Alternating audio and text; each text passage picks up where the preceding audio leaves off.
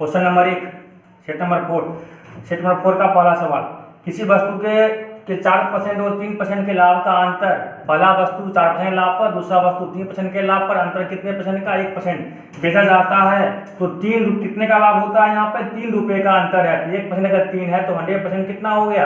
300 रुपया हो गया। इसका मतलब हो गया वस्तु का मूल्य कितना हो जाएगा? 300 रुपया। अगर नहीं समझे, 4% के लाभ पर बेचेंगे तो लाभ कितना होगा? 104%। 3% के लाभ पर बेचेंगे तो लाभ, तो विक्रय मूल्य कितना होगा? 103%। दोनों विक्रय मूल्य में कितने का अंतर? 1% का। नहीं, 1% आपका कितना हो गया? 3। इतना करना नहीं, डायरेक्ट लाभ को क्या करना है? आपको घटा देना है। ध्यान रखिएगा इस बात को। चलिए आगे बढ़ते हैं। कह रहा है प्रथम n पूर्ण संख्या का औसत क्या होगा? ट्रिक भी होता है, आप लोग याद भी रखिएगा इसको। ट्रिक होता है प्रथम n पूर्ण संख्या का औसत बराबर होता है n-1/2। प्रथम n पूर्ण संख्या का औसत बराबर होता है n-1/2। n का मान दिया हुआ है 15, 15 - 1/2, 14/2 बराबर कितना हो गया आपका उत्तर? 7। या एक अलग तरीका भी है, अगर आप सीख पाए वो तरीका जो बताएंगे वो सारे क्वेश्चन पे अप्लाई करता है, जिसको बस सीरीज क्या होना चाहिए कि नियमित कॉमन डिफरेंस बराबर का होना चाहिए। ये ध्यान दीजिएगा। 15 पूर्ण संख्या शुरुआत कहाँ से होती है? 0 से। 1 2 3 4 डॉट 15 पूर्ण संख्या, अंतिम संख्या क्या होगा? 14। तब ना 15 कंप्लीट होगा आपका। सब में कितने का डिफरेंस? 1 का डिफरेंस। तो इसका एवरेज जो होता है उसी सभी श्रेणी जिसके पदों का अंतर समान हो का औसत होता है प्रथम पद प्लस अंतिम पद बटा 2, 14/2 बराबर कितना हो गया आपका उत्तर? 7 का हो गया। अगर फॉर्मूला भूल भी गए हैं तो इसको ख्याल रखिए, क्योंकि ये तरीका जो है मैक्सिमम क्वेश्चन पे अप्लाई होता है, जिसके पद का सम वाला, विषम वाला, प्राकृत वाला सारी जगह ये आपका अप्लाई करता है। ध्यान रखिएगा, अच्छा कॉन्सेप्ट है ये। चलिए आगे बढ़ते हैं क्वेश्चन नंबर 3 के साथ। क्वेश्चन नंबर 3 देखिए क्या कह रहा है। 3 नंबर में कह रहा है एक कार है और एक आपका ट्रेन है। कार जा रहा है 80 किलोमीटर 2 घंटा में, स्पीड कितना होगा? 80/2। और ये जा रहा है आपका 180 किलोमीटर 3 घंटा में। 3 हो जाएगा आपका 60 या 80, ये हो जाएगा 40, 20 गुना 40, 20 या 60, 2/3। दोनों का अनुपात कितने का हो गया? 2:3। Option number A. Option number A, ध्यान रखिएगा इसको। चलिए 4 नंबर क्या कह रहा है? दो संख्या का अनुपात 1:5 है। अगर ये x तो ये कितना होगा आपका? 5x। दोनों को मल्टीप्लाई करेंगे, एक गुणनफल दिया हुआ है 320 का, ये हो जाएगा 5x² बराबर 320। तो 5 से काट दीजिए 64, x बराबर 8। इसका मतलब वो संख्या क्या होगा? एक तो आपका 8, एक होगा 5x, 8 × 5 = 40। कहा गया वर्गों का अंतर, तो अंतर क्या होगा आपका? वर्गों का अंतर आपको निकालना है। वर्गों का अंतर बराबर 40 का स्क्वायर माइनस 8 का स्क्वायर, ये हो जाएगा आपका 1600 माइनस 64 बराबर हो जाएगा 1536। देखिए ऑप्शन नंबर कितना दिया हुआ है दोनों के वर्गों का अंतर? Option number C. Option number C आपका उत्तर हो गया। चलिए आगे बढ़ते हैं। 5 नंबर में कह रहा है गणेश राम और सोहन किसी काम को 16 दिन में करता है। क्वेश्चन नंबर 5 है। जबकि गणेश और राम मिलकर किसी काम को 24 दिन में करता है। दोनों का एलसीएम कितना हुआ? 48। अगर गणेश राम और सोहन मिलकर 3 काम करता है एक दिन में, तो ये कितना काम करता है? 24 × 48 2 काम करता है। गणेश और राम एक दिन में अगर 2 काम करता है, तीनों मिलकर 3 काम, सोहन कितना काम किया? 1 काम। तो टाइम ऑफ सोहन कितना होगा? 48 काम करना था, एक दिन में 1 काम करता है, टाइमिंग कितना हो गया आपका? 48 दिन का। देखिए ऑप्शन नंबर कितना दिया हुआ है? 48। ऑप्शन नंबर देखिए कितना दिया हुआ है? B. Option number B. Easy question था, कोई बड़ी बात नहीं थी। ये दुकानदार सिलाई मशीन के सामान की कीमत 700 रुपया घोषित करता है। कीमत 700 घोषित कर रहा है। कह रहा है कि पहला दुकानदार 30% 6% का 2 कर्मी छूट देता है। डिस्काउंट 1 30 और 6 का 2 कर्मी छूट दिया। तो खुद सोचिएगा, समझाने के हम इतना लिख रहे हैं, बाद में शॉर्ट में बता देंगे पूरा डिफरेंस कितने का होगा? 30 × 6/100। पहले वाले का डिस्काउंट, दूसरे का डिस्काउंट कितने का हो जाएगा? ध्यान दीजिएगा 20 और 16, 20 + 16 माइनस 20 × 16/100 का फॉर्मूला आप लोग पढ़े होंगे। अगर अंतर निकालते हैं दोनों का देखिए 20 30 कितना हो गया यहाँ पर? 36। और ये भी कितना हो गया आपका? 36। ये तो खत्म हो जाएगा, अंतर करके घटाएंगे दोनों को। अब देखिए यहाँ पे क्या देख रहे हैं? बटा 100 दोनों में दिमाग मत लगाइए। 6 × 18, 6 × 16 × 32, ये गुना करके कितना देगा आपको? या 16 × 32, अंतर कितने का हो गया? 3.2%। और ये हो जाएगा 18 1.8%। ये 1.8%, ये दोनों में अंतर कितने का हो जाएगा? 18 14 1.4% का क्या हो गया, दोनों के विक्रय मूल्य में अंतर कितने का हो गया 1.4% का। चूंकि 100% जो है वही आपको दिया हुआ है कितना 100% दिया हुआ है 700, 1% हो जाएगा 7, तो 1.4% हो जाएगा 498 9.8 रुपया। ऑप्शन नंबर देखिए कितना दिया हुआ है 9.8 ऑप्शन नंबर दिया हुआ है, ध्यान से देखिएगा option number A, option number A. नहीं दिख रहा है यहाँ से 100 अगर नहीं दिख रहा है तो साइड में लिख देते हैं हम आपको 100% अगर 700 है तो 1% कितना हो जाएगा आपका 7, तो 1.4% ये हटा देते हैं यहाँ से 1.4% कितना हो जाएगा 9.8 रुपया, वह 9.8 रुपया आपका उत्तर हो गया। 100% आपका 700 का था तो 1% आपका 7, 1.4% हो जाएगा 9.8। चलिए आगे बढ़िए, अच्छा सवाल था ये, नोट कर लीजिएगा, जिनको समझ में प्रॉब्लम हो वीडियो को रोक करके देख लिया कीजिएगा। चलिए कह रहा है 7 नंबर में ध्यान दीजिए 1000 रुपये की राशि 3 वार्षिक रूप में संयोजित चक्रवृद्धि ब्याज पर 3 वर्ष के लिए निवेशित किया जाता है। पहला वर्ष दिया हुआ है 10%, दूसरे वर्ष दिया हुआ अभी 10% और तीसरे साल ब्याज कितना दिया है 50%। 10% का मतलब होता है 10 में 1 की वृद्धि, ये भी वही हो जाएगा 10 में 1 की वृद्धि। सब आप लोग को क्लास वाले बच्चे को तो पूरा समझ में आ रहा होगा। 10 का धन 11 अगले साल और तीसरे साल में 2 का धन कितना हो गया 3, मतलब 200 रुपया अगर दिए थे तो 3 साल के बाद वो कितना आपको देगा 363, तो ब्याज कितने का दिया आपको 163 का। ये होता है आपका मूलधन, ये होता है आपका मूलधन, ये ब्याज, यही मूलधन 200 दिया हुआ है आपको 1000, एक हो जाएगा आपका कितना जो 5 और निकालना है 163 कितना हो जाएगा आपका 5 या 15 6 6 5 30 21 का 1 5 3 8 815 रुपया। मतलब 3 साल में ब्याज कितने का मिलेगा, 3 साल में ब्याज कितने का मिलेगा तो 815 रुपए का क्या होगा ब्याज मिलेगा।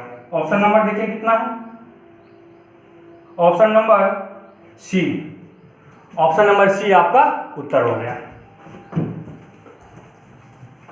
चलिए देखिए 8 नंबर क्या कर रहा है, बहुत अच्छा सवाल है ये भी।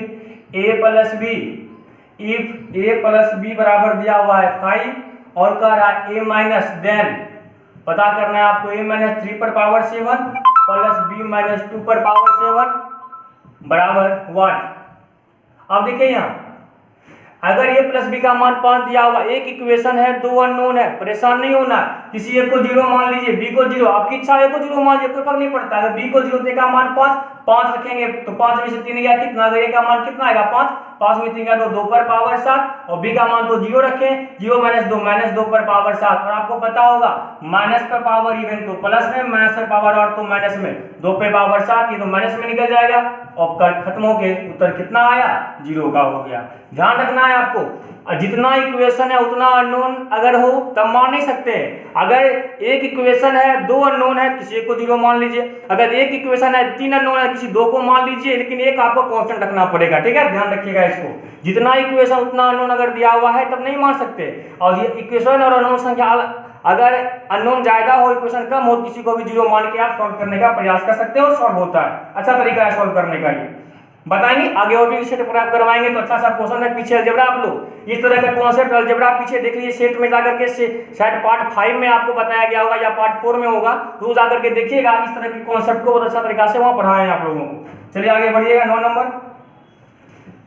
नंबर देखिए क्या कह रहा है, अच्छा सवाल है 9 नंबर भी आपका, बहुत खूबसूरत सा सवाल है। एक त्रिभुज PQR, एक त्रिभुज है PQR, इसमें कह रहा है इसका O क्या है अंतः केंद्र है, O इसका अंतः केंद्र क्या होता है एंगल बाइसेक्टर, अंतः केंद्र होता है। और ये आपका हो गया, आपको एक कॉन्सेप्ट आपको पता होगा, आप लोग पहले अगर कहीं भी पढ़े हो तो आप जानते हैं अंतः केंद्र अगर ये आपका होता है BOC और ये A, तो कोण B एंगल बाइसेक्टर होता है, कोण BAC बराबर होता है 90 प्लस कोण A/2। इसी प्रकार से, और इसको प्रूव किए हैं ज्यामिति, जब हम आप लोग को पढ़ाए हैं ज्यामिति क्लास में, आपको ये सब फॉर्म को प्रूव करके बताएं। कोण POR बराबर होता है 90 प्लस कोण Q/2, इसका मान तो 115 दिया हुआ है। POR ये आपको कितना दिया हुआ है 115 दिया हुआ है, 115 बराबर 90 प्लस कोण Q/2, इधर लाएंगे 25 तो कोण Q बराबर हो जाएगा 25 दूना 50 डिग्री, आपका क्या हो गया उत्तर हो गया। ये सब कॉन्सेप्ट को आप लोग ध्यान से देख लीजिएगा नोट करके, जो समझ में नहीं आएगा तो थोड़ा बैक वाली क्लास को भी देख लीजिएगा। चलिए आगे बढ़ते हैं, आगे का सवाल ही बहुत उत्तम है। कह रहा है 7 वर्ष पहले, क्वेश्चन नंबर 10, 7 वर्ष पहले ए बी और सी की आयु का औसत 51 था 7 वर्ष पहले, तो अभी औसत कितना होगा +7, और ये औसत कितने का, 3 व्यक्ति का है, 3 से मल्टीप्लाई करके कुल निकाल दे 7, 7 5 12, सॉरी 7 है और 7 5 7 है ना 5, 57, 7 1 8, 58 गुना 3 और 8 से 24 का 4 बच गया 2, 5 है 15 2 17, मतलब तीनों व्यक्ति का वर्तमान में आयु कितना हो गया 174 हो गया 9।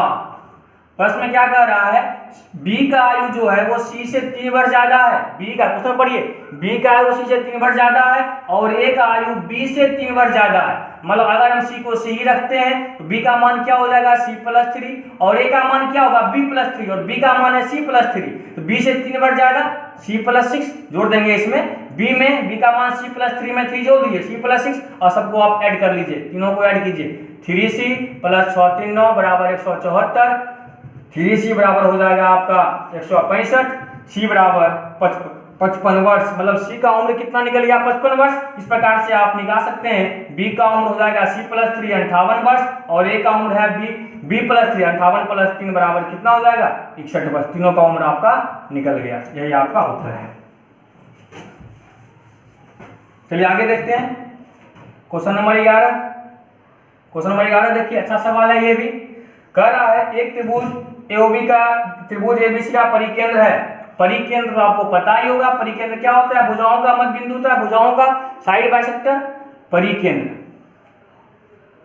परिकेंद्र है। और कह रहा है त्रिभुज ओ परिकेंद्र ए और बीसी ओ के विपरीत दिशा में, बीसी ये आपका जीवा बीसी ओ के एक ही साइड, तो एक ही साइड है। अब कह रहा है प्रश्न में कोण बीओसी बराबर 150 डिग्री, कोण बीओसी आपको पूछा गया है, इसका भी एक ट्रिक है और कॉन्सेप्ट है, क्लास में करवाए हुए हैं। अगर ये परिकेंद्र है, कॉन्सेप्ट यहां देखिएगा, इसका क्या होता है, एक त्रिभुज है, अगर इसका ये परिकेंद्र है, परिकेंद्र होता है भुजा का कटान बिंदु, मध्य बिंदु का कटान बिंदु, भुजाओं के मध्य बिंदु का कटान जो होता है या माध्यिका, देखिए हो जाएगा आपका ये बीओसी जो होता है वो होता है 2 कोण ए, 2 कोण BAC, इस कोण का ये क्या होता है 2 गुना, मतलब ये अगर थीटा है तो ये एंगल कितना होता है 2 थीटा होता है, कोण BOC बराबर क्या होता है 2 थीटा।